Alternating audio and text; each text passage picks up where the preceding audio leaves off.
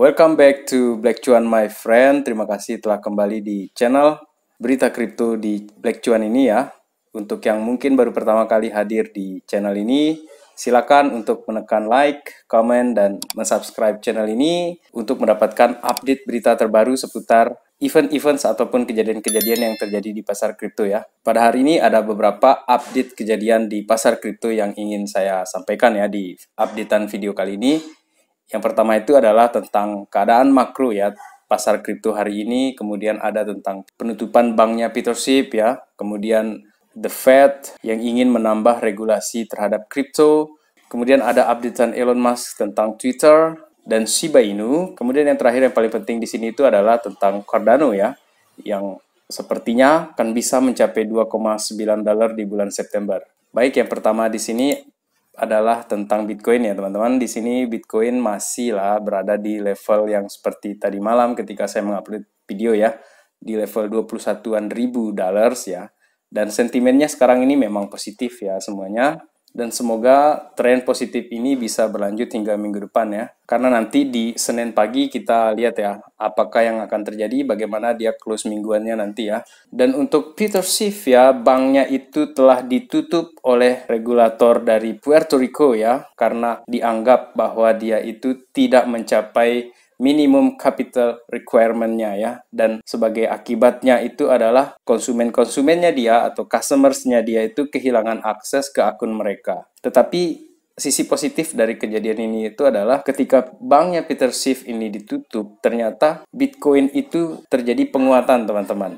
Ya saya tidak tahu ini apakah ini coincidence atau bukan ya, tetapi kan selama ini kita tahu bahwa Peter Schiff itu adalah salah satu tokoh yang sangat-sangat vokal sekali dia sebagai orang yang anti Bitcoin. Dan akibat dari penutupan bank tersebut ya, dia mendapatkan teguran lagi dari Nayib Bukele karena dia sempat ya melalui akun Twitternya itu pernah dia mocking ya atau ngejek-ngejekin Michael Saylor dan Nayib Bukele ya karena mereka berinvestasi di Bitcoin. Dan ketika hal ini terjadi ya di Twitter itu Nayib Bukele langsung merespon ya, dia katakan di sini, how's your bank going? Jadi Nayib Bukele mengomentari tentang nasibnya banknya Peter Schiff ya di sana, karena menurut Nayib Bukele ya di sini dia katakan bahwa bank itu tidak akan pernah bisa mengalahkan Bitcoin, dan itu ya saya anggap sebagai keyakinan yang sangat-sangat subjektif dari Presiden El Salvador tersebut ya, dan saya juga mendukung ya, karena saya juga pro dengan Bitcoin teman-teman. Kemudian dari The Fed ini teman-teman ada updatean terbaru dari wakil presidennya The Fed itu mengatakan more crypto regulation. Kemudian dengan catatan setelah terjadinya Terra collapse itu teman-teman. Ya sebenarnya sih logis ya dia katakan bahwa semakin banyak regulasi itu artinya dia ingin melindungi para konsumen ya, karena mereka mengambil satu catatan event terbesar yang terjadi di bulan Mei lalu itu adalah kasusnya collapse-nya Terra Luna itu teman-teman. Dan tidak tanggung-tanggung ya, seorang investor kelas kakap ya, Mike Novogratz sendiri itu kena pada saat itu ya. Dan videonya ada saya upload di Black Cuan ini teman-teman.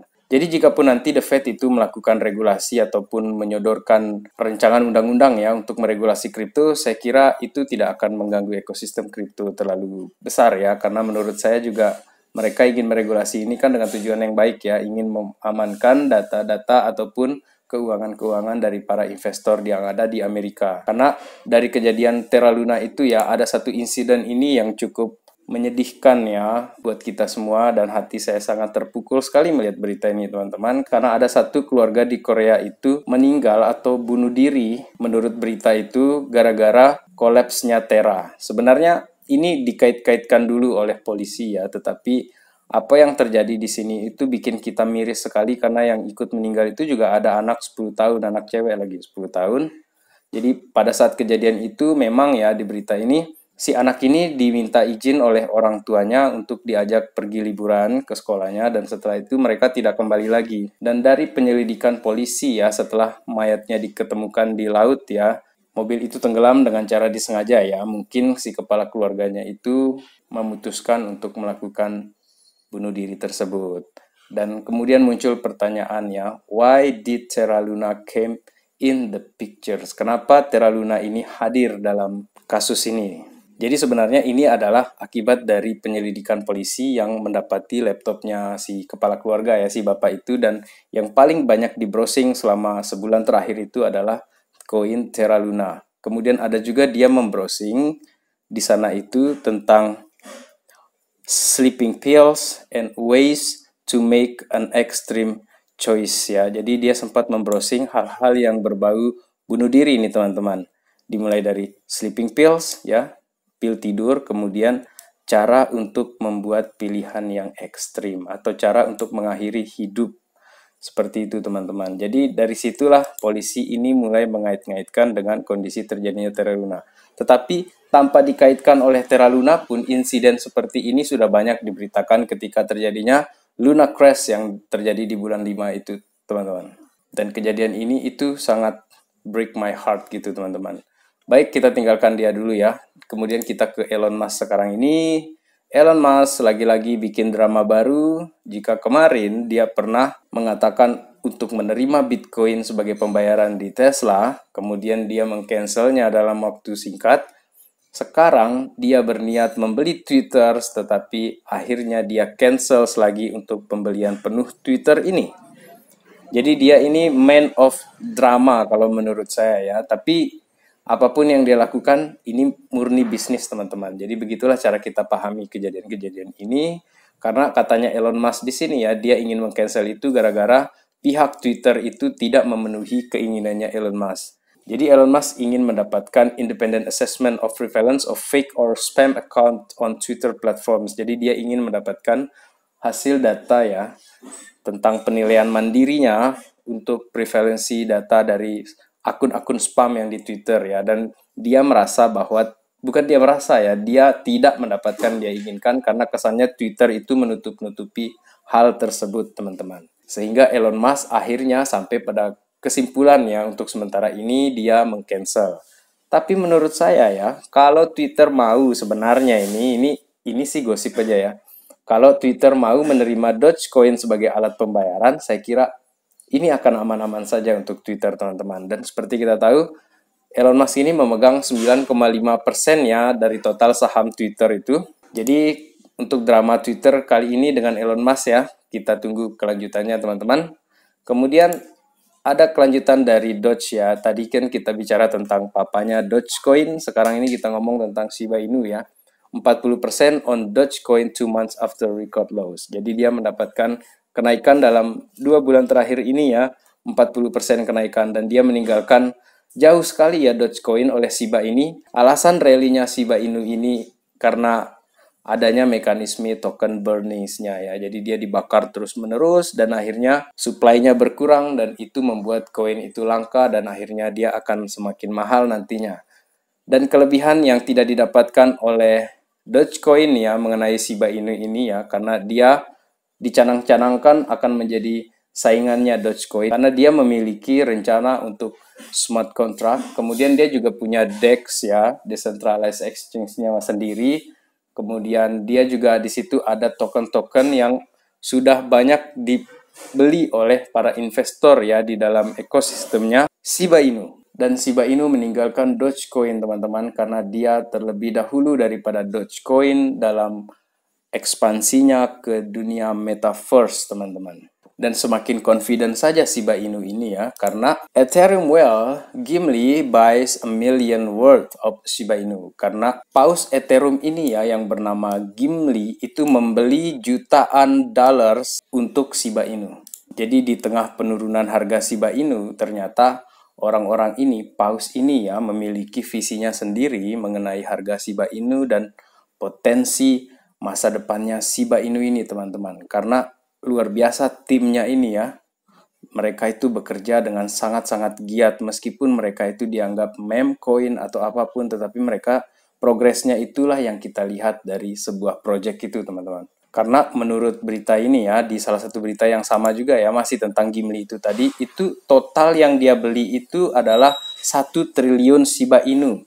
Dan itu seharga 11 juta dollars. Dan itu dilakukan hanya dalam 24 jam, teman-teman. Paus ini sangat-sangat confident sekali terhadap Shiba Inu. Kemudian kita berbicara mengenai XRP di sini, karena XRP ini sekalipun drama kasusnya dengan SEC belum kelar-kelar, ini sudah mau 2 tahun lebih, ini mau masuk ke 3 tahun mungkin dia ini.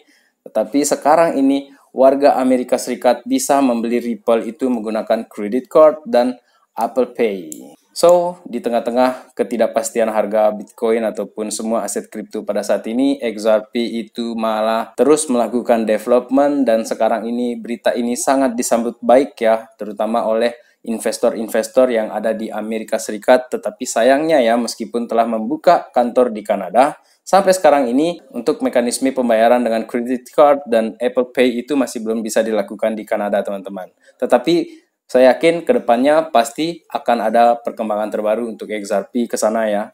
Karena kan sudah ada kantornya di sana di Kanada sekarang. Dan terakhir di video kali ini kita akan berbicara mengenai Cardano.